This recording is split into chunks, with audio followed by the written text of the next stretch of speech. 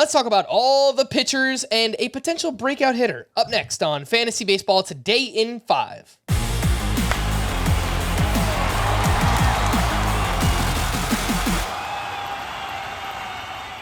Welcome into FBT in 5. Today is Thursday, April 20th. Happy Fernando Tatis Jr. Day. I am Frank Stanfield, joined by Chris Towers.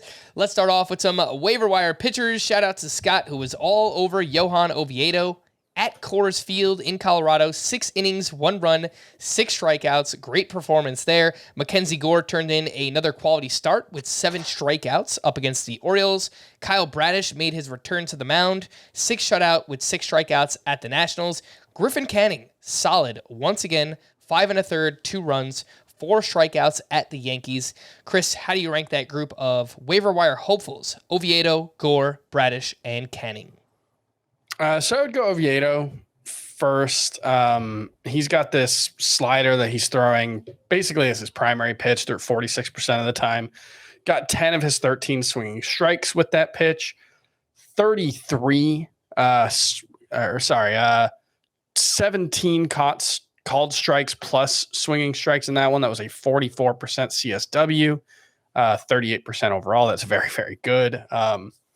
So I'm very impressed by him. Mackenzie Gore, results have been pretty good so far. I still think he's a little fastball heavy. It works for him. He hides it very well. It's a good pitch, but I don't know how sustainable his success will be.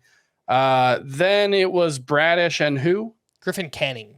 I'll take Griffin Canning over Kyle Bradish. I do like, Bradish pitching for Baltimore. That's actually a good spot suddenly over the past year or so. But Canning's always had this really good slider. His velocity was up in this outing. There have been some good results in the early going, held his own against the Yankees. That's not easy to do at Yankee Stadium. So, I'll go Canning over Bradish. All right. Well, we were very excited for Mason Miller in his debut here on Wednesday afternoon.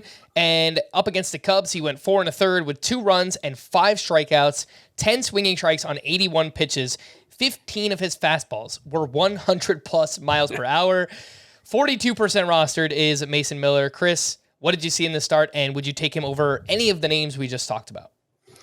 I think I would put him, second among that list. I would rather have Oviedo, but I think I would take Miller over Gore. And part of it's just, if you don't add Miller right now, someone else is going to.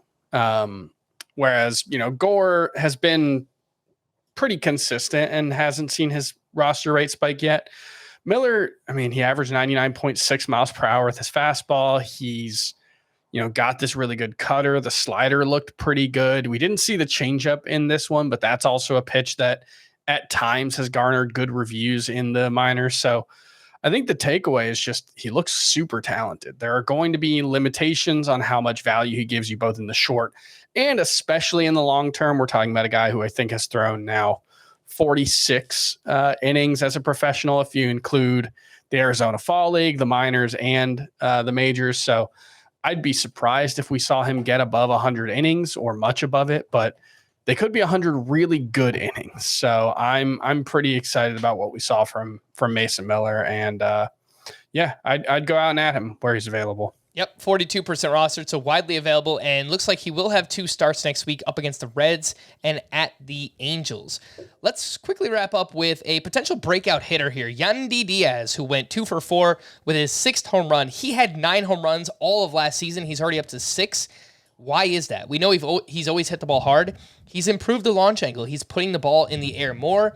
He's 92% rostered, so there's nothing to see there in terms of a waiver wire ad. But Chris, what do you think about potentially buying high on someone like Yandy Diaz in case he breaks out?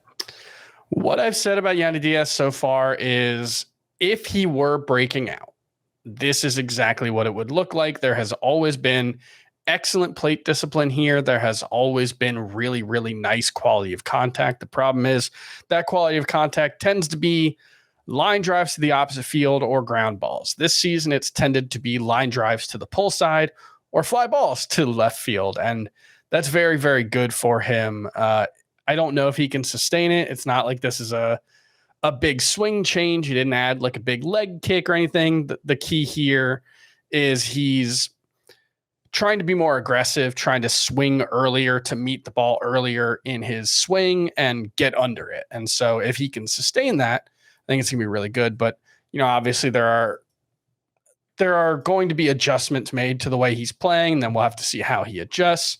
We saw something similar with Eric Hosmer at the start of the 2020 shortened season where, it looked like maybe he was finally starting to figure that out. And then he turned back into Eric Hosmer. So I want to be a little bit cautious, but so far, this is exactly what Yandy Diaz needs to do to break out.